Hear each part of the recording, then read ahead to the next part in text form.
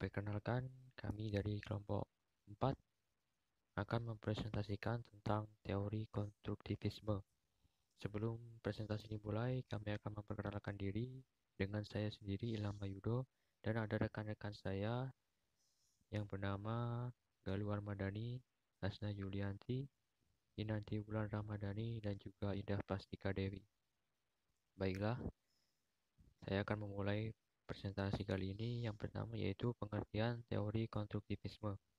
Teori-teori konstruktivisme menurut para ahli diantaranya adalah menurut Brooks dan Brooks dalam Superdan menyatakan bahwa konstruktivisme semula merupakan sebuah filosofi dan bukan suatu strategi pendekatan maupun model pembelajaran.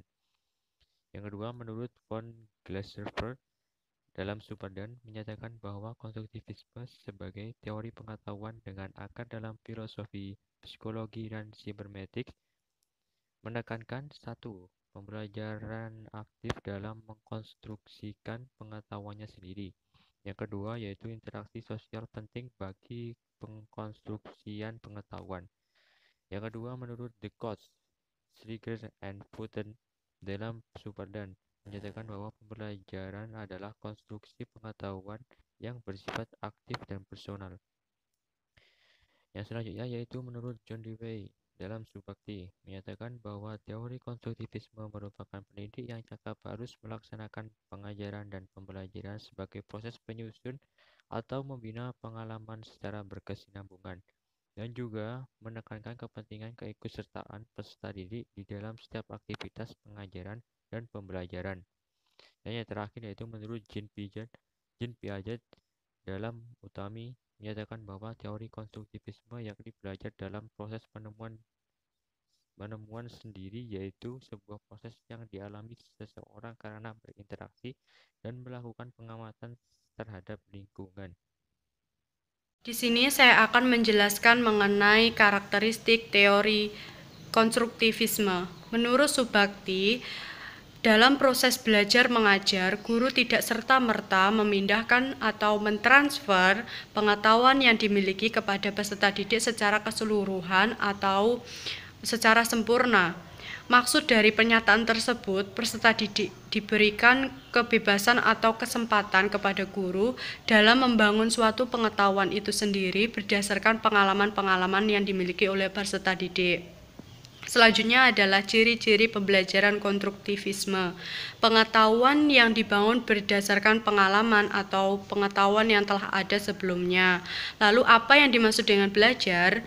Belajar merupakan proses aktif di mana dikembangkan berdasarkan pengalaman, pengetahuan yang tumbuh karena adanya perundingan, melalui berbagai informasi atau menyepakati suatu pandangan dalam berinteraksi atau bekerja sama dengan orang lain.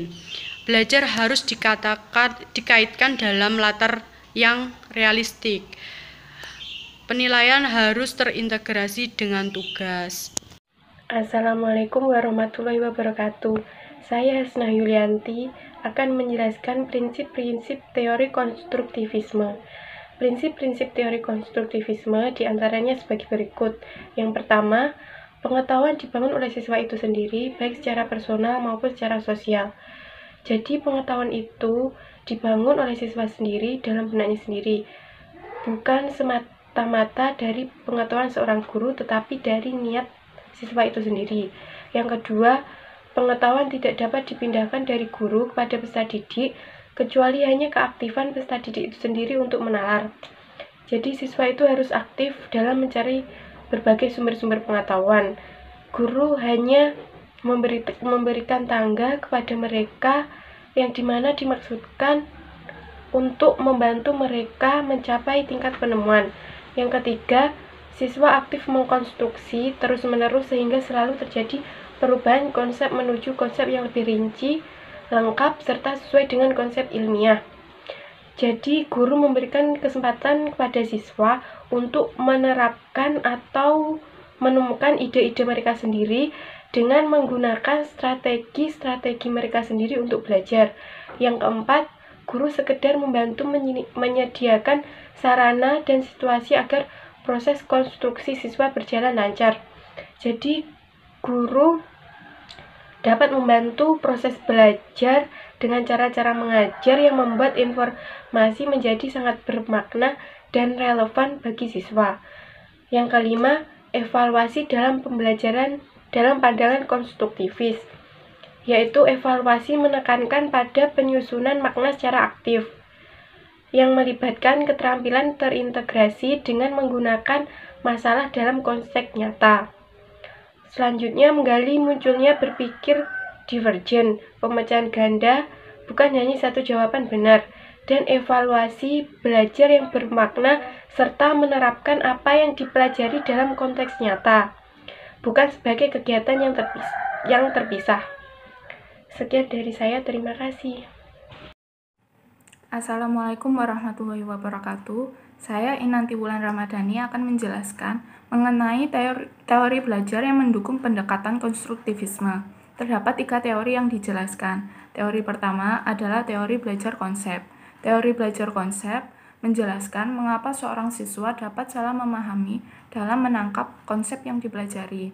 Teori ini mendorong para pendidik agar dapat menciptakan suasana belajar yang dapat membantu siswa dalam memahami konsep yang dipelajari. Yang kedua adalah teori bermakna Ausubel. Teori belajar Ausubel menekankan pentingnya peserta didik dalam mengasosiasikan pengalaman, fenomena, dan fakta-fakta ke dalam pengertian yang telah dimiliki. Yang ketiga adalah teori skema. Teori ini menunjukkan bahwa pengetahuan tersusun dalam suatu skema yang terletak dalam ingatan. Pengetahuan disimpan dalam suatu paket informasi atau skema yang terdiri dari konstruksi mental gagasan. Materi selanjutnya akan dijelaskan oleh Indah. Yang selanjutnya, saya Indah Prastika Dewi akan menjelaskan cara menerapkan konstruktivisme dalam pembelajaran. Menurut Widodo dan Nurhayati, tahun 2005, halaman 3, ada beberapa cara dalam menerapkan konstruktivisme dalam pembelajaran. Yang diantaranya, yang pertama, pembelajar telah memiliki pengetahuan di awal. Artinya, tidak ada pembelajar yang otaknya benar-benar kosong, tidak mempunyai pengetahuan sama sekali.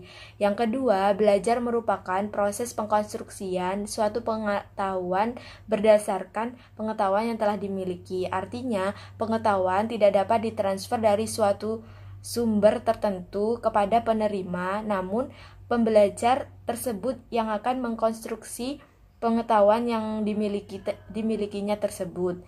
Yang ketiga, belajar merupakan perubahan konsepsi pembelajar. Artinya, pembelajar memiliki rancangan yang telah ada dalam pikirannya. Yang keempat, proses pengkonstruksian pengetahuan berlangsung dalam suatu konteks sosial tertentu. Artinya, sosial sangat memiliki peran penting dalam pengkonstruksian pengetahuan karena individu tidak dapat dipisahkan dengan individu lainnya. Yang kelima, pembelajar bertanggung jawab terhadap proses belajarnya. Artinya, guru tidak dapat memaksakan peserta didik dalam belajar, namun guru hanya menyiapkan kondisi belajar siswa dan menciptakan kondisi maupun suasana pembelajaran itu tergantung dari pembelajarnya sendiri. Sekian yang bisa kami sampaikan, kurang lebihnya kami mohon maaf. Wassalamualaikum warahmatullahi wabarakatuh.